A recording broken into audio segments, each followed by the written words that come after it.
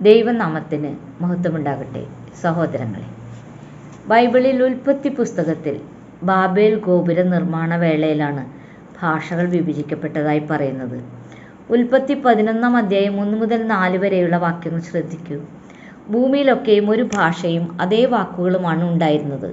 എന്നാൽ അവർ കിഴക്കോട്ട് യാത്ര ചെയ്ത് ഷീനാർ ദേശത്ത് ഒരു സമതല ഭൂമി കണ്ടെത്തി അവിടെ പാർത്തു. അവർ തമ്മിൽ വരുവിൻ, നമുക്ക് ഇഷ്ടിക ഉണ്ടാക്കി നന്നായി ചുട്ടെടുക്കാം എന്ന് പറഞ്ഞു.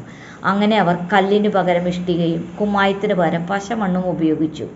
വരുവിൻ, നാം ഭൂതലത്തിലൊക്കെയും ചിതറിപ്പോകാതിരിക്കുവാൻ നമുക്കായി ഒരു പട്ടണവും ആകാശത്തോളം എത്തുന്ന ഒരു ഗോപുരവും പണിയുക, നമുക്ക് വേണ്ടി ഒരു പേരും ഉണ്ടാക്കുക എന്നവർ പറഞ്ഞു. സഹോദരങ്ങളെ, അഹങ്കാരത്തിൻ്റെയും സ്വയം പര്യാപ്തതയുടെയും കെണിയിലാണ് ആ ജനത വീണുപോയത്. ആ ജനതയുടെ ഉദ്ദേശം അവർക്ക് വേണ്ടി ഒരു പേരുണ്ടാക്കുക എന്നതാണ്. ദൈവത്തിൻ്റെ നാമം വിളിച്ചപേക്ഷിക്കുന്നതിന് ഇതെതിരാണ്. അവരെ ഉയർത്തുകയും ദൈവത്തെ അകറ്റി നിർത്തുകയും ചെയ്യുന്ന ഒരു സമൂഹം കെട്ടിപ്പടുക്കുക എന്നതായിരുന്നില്ലേ അവരുടെ യഥാർത്ഥ ഉദ്ദേശം? മനുഷ്യർ അഹങ്കാരത്തോടെ ദൈവത്തിനെതിരായി തിരിഞ്ഞു.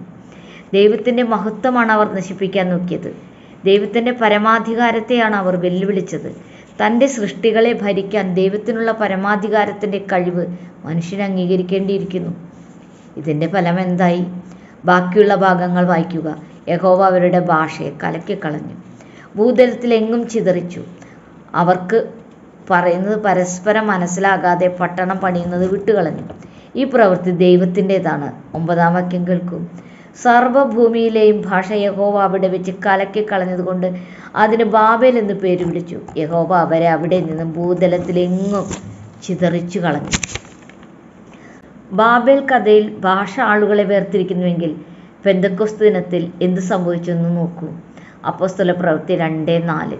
പരിശുദ്ധാത്മാവ് നിറഞ്ഞവരായ ആത്മാവ് അവർക്ക് ഉച്ചരിപ്പാൻ നൽകിയതുപോലെ അന്യഭാഷകളിൽ സംസാരിച്ചു തുടങ്ങി. അന്ന് ആകാശത്തിൻകീഴിലുള്ള സകല രാജ്യങ്ങളിൽ നിന്നും യെരുശലേമിൽ വന്നു പാർക്കുന്ന യഹൂദന്മാരായ ഭക്തിയുള്ള പുരുഷന്മാർ അവിടെ ഉണ്ടായിരുന്നു. അതേ സഹോദരങ്ങളെ, അവരെല്ലാം തങ്ങളുടെ മാതൃഭാഷയിൽ അപ്പോസ്തലന്മാർ സംസാരിച്ചു കേട്ടു. അതവർക്ക് ആശ്ചര്യകരമായി. പിന്നീട് അങ്ങോട്ടുള്ള പത്രോസിൻ്റെ പ്രസംഗം കേട്ട് 3000-ഓളം പേർ അവരോട് ചേർന്നുവെന്ന് ബൈബിൾ വ്യക്തമാക്കുന്നു. അങ്ങനെ ബാബേലിൽ വിഭജിക്കപ്പെട്ട ഭാഷയും ജനങ്ങളും പെന്തക്കോസ്ത് ദിനത്തിൽ അന്യഭാഷയാൽ ഒന്നിക്കപ്പെട്ടു. ദൈവം ഒരിക്കൽ നമ്മെ വേർപെടുത്താൻ ഭാഷ ഉപയോഗിച്ചെങ്കിൽ ഒടുവിൽ നമ്മെ ഒന്നിപ്പിക്കാനും ഭാഷ ഉപയോഗിക്കും. എല്ലാ രാജ്യങ്ങളിൽ നിന്നും ജനതകളിൽ നിന്നുമുള്ള ആളുകൾക്ക് ക്രിസ്തുവിൽ ഒന്നാകാൻ സാധിച്ചു. ക്രിസ്തു ദൈവത്തിൻ്റെ മഹത്വത്തിനായി തൻ്റെ സഭയെ പണിയുന്നു. ക്രിസ്തുവിൻ്റെ കർത്തൃത്വത്തിന് നാം കീഴടങ്ങുമ്പോൾ മാത്രമേ ദൈവകൃപയിൽ ഒരു യഥാർത്ഥ ഐക്യമുണ്ടാകുകയുള്ളൂ. പുതിയ നിയമത്തിലുടനീളം ദൈവം അന്യഭാഷാവരത്തെ ശക്തമായ രീതിയിൽ ഉപയോഗിച്ചു. പരിശുദ്ധാത്മാവിൻ്റെ ദാനമാണത്. യഹൂദന്മാർക്ക് ലഭിച്ച അതേ ദാനം ജാതികൾക്ക് ലഭിച്ചിട്ടുണ്ടെന്ന് ബൈബിളിൽ വെളിപ്പെടുത്തിയിട്ടുണ്ട്.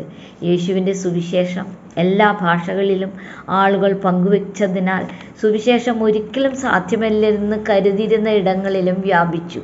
ബാബേലും പെന്തക്കോസ്തും പരസ്പര പൂരക സംഭവങ്ങളാണ്.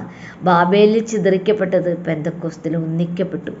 വെളിപാട് 7:9 എല്ലാ ജാതികളിലും ഗോത്രങ്ങളിലും വംശങ്ങളിലും ഭാഷകളിലും നിന്നുള്ളവർ അത്യുച്ചത്തിൽ ദൈവത്തെ സ്തുതിക്കുന്നുണ്ട്. അപ്പോഴുള്ള ഭാഷ എന്താണെന്ന് അന്ന് നാം അവിടെ ഉണ്ടെങ്കിൽ കേൾക്കാം. അതിനേവർക്കും ഇടവരട്ടെ. പരിശുദ്ധാത്മാവ് വിവചനങ്ങൾ സ്വീകരിക്കാൻ സഹായിക്കട്ടെ. ദൈവമേവരെയും സമൃദ്ധമായി അനുഗ്രഹിക്കട്ടെ.